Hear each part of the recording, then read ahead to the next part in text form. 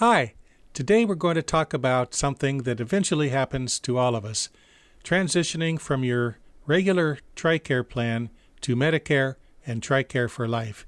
Either you've gone through this in the past or it's something coming up in your future, but we'll walk you through the steps and tell you how it works.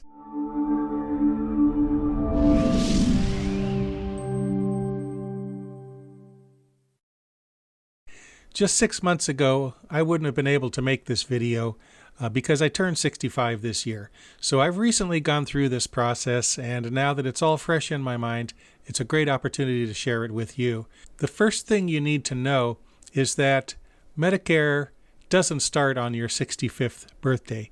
It starts on the first day of the month in which you turn 65. So if you turn 65 on the 15th, you'll actually start your benefits on the first of that month. And like everything else, there's an exception to the rule. If you happen to be born on the first of the month, then your Medicare starts on the first day of the month before that.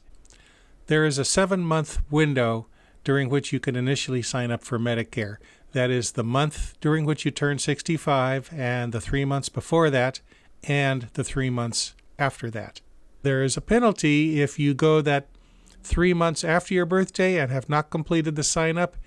Now you're kind of locked out until the next annual enrollment period for Medicare, which is at the end of the year.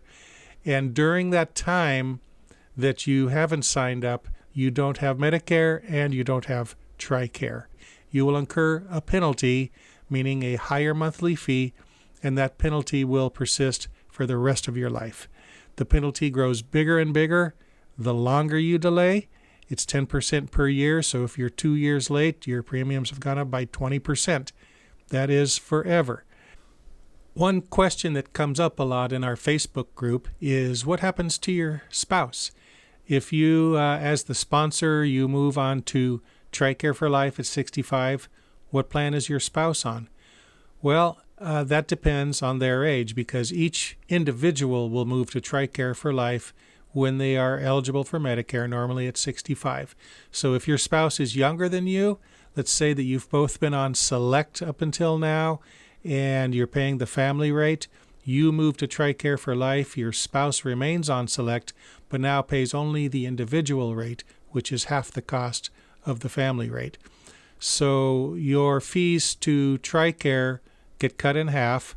You move to Medicare and start paying the Medicare monthly fees, and then when your spouse turns 65, their TRICARE fees stop, but they start paying into Medicare as well. So it's kind of a step-by-step thing based on the age of each family member. Okay, the question now then is, how do you sign up?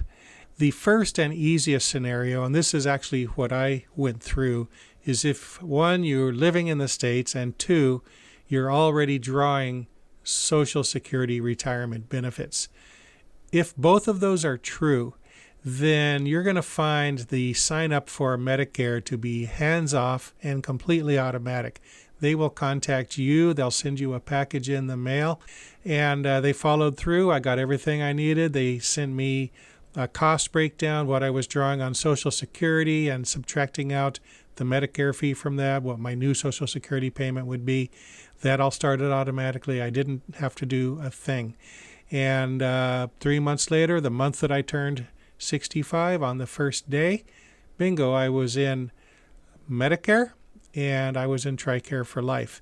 It might be prudent to call either the TRICARE for you people, which are the folks who manage TRICARE for life, or call your region, which is East or West or Overseas, to verify your enrollment in TRICARE for life. I didn't do that, but I would recommend that you do. So that's the first scenario, and it was very, very easy. The only thing you might have to do, and one of the mailings said, this is going to enroll you in the basic Medicare.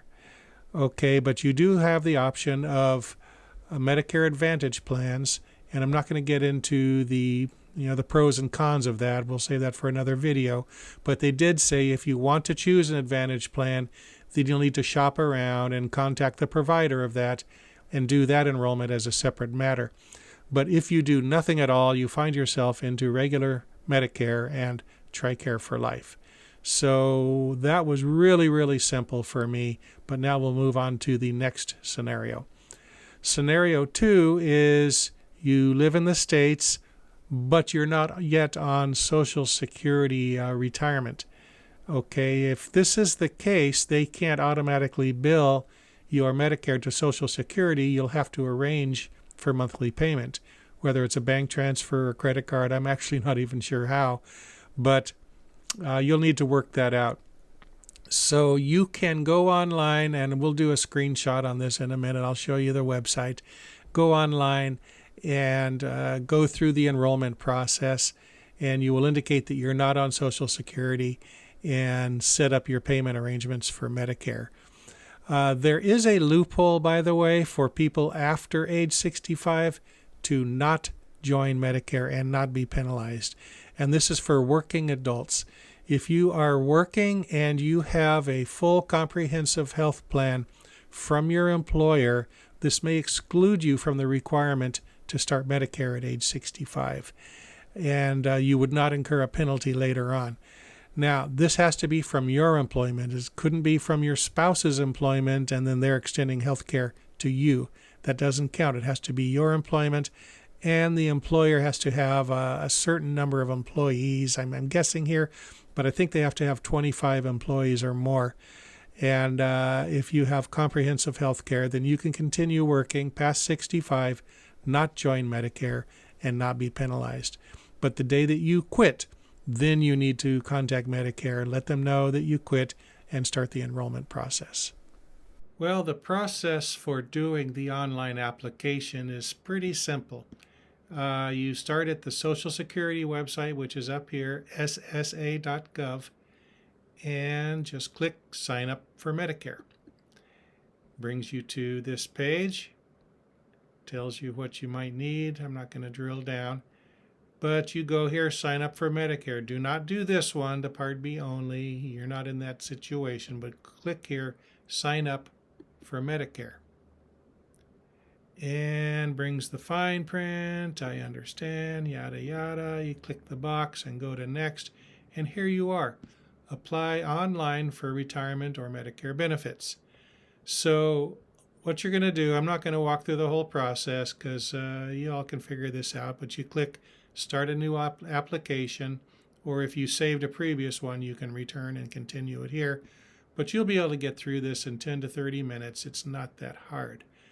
But if you live overseas, they pull a fast one on you. You go over here. Other ways to apply for benefits. Get a tiny little window. Let's make it bigger. And guess what it's saying? Hiding way down here was outside of their tiny window. If you live outside the United States, contact the nearest U.S. Social Security office, embassy, or consulate. So you're not going to do this online application. You're going to go through a different method, and we'll get into that now. Well, on that little screenshot that I just shared with you, it said something to the effect of contact your nearest embassy or consulate. I wouldn't do that. And the reason is, first of all, embassies can be very, very hard to call overseas. But secondly, this is not really an embassy function. What you do find embedded in a lot of embassies around the world, there is a group there called the FBU, which is the Federal Benefits Unit. And they are the ones that handle benefits like Social Security and Medicare for U.S. citizens living around the world. They are not per se part of the embassy staff, and they don't work for State Department. They're just using the office space and sharing the facilities there at the embassy to help U.S. citizens. So they also shield themselves quite a bit from public exposure, and I'm not sure that you ever would get one of them on the phone. So they handle a lot of this paperwork behind the scenes. So for that reason, what I would do is to just pick up the phone and call Social Security, find their 800 number, call them, tell them that you want to complete a Medicare application over the phone from living overseas, and they'll walk you through the process. They're very good about this. And then that whole thing may be forwarded to the FBU that is closest to you, and then you may be contacted by them. So when I said earlier, start this process as soon as you can when living overseas. The process is more prolonged. This is what I'm talking about. So, okay, what do you do after this? There's a couple of follow-up actions. The first thing is I kept seeing all the same doctors that I was already seeing, because here in Hawaii, I'm enrolled in TRICARE Select and I choose my own doctors. So they are in the habit of sending the bill to TRICARE West, and getting all of that resolved. I have to tell them, no, don't do that anymore. I'm on TRICARE for life, and Medicare is the first payer. When you go to the doctor the first time on Medicare, you have to tell them, hey, I've changed insurance. Now I'm on Medicare, and you need to send the bill to Medicare. They're going to ask for your Medicare card and make a copy, so you let them do that. You can also tell them they're on TRICARE for life, but the doctor's office won't interact with TRICARE for life at all. They send it to Medicare. Medicare pays 80% of the bill. There is a 20% copayment, and they forward that to TRICARE for life, and you owe $0. So it's worked really, really well for me. And then the other thing is, now you need a new ID card, because for most of us, our ID card expires like the 30th of the month before turning 65. You need to find the nearest ID or pass office on a military base or wherever you may be and get a new ID card. So this gets complicated, because if you turn 65 on the 14th, but your ID card expired 2 weeks before that, you go in, they're going to give you a new ID card with a new expiration date, normally about 4 years. But if you wait until your birthday on the 14th, and now you actually are 65, and now you get your ID card, it will say INDEF, INDEF on the back, meaning indefinite, and that card never expires. So a lot of people get caught in this loophole. They have to kind of go in once before the card expires, but a few weeks before turning 65 and get a card, and then go back a few weeks later after turning 65 and get this INDEF card. It's kind of a weird situation, and I don't know any good solution, but do whatever's right for you.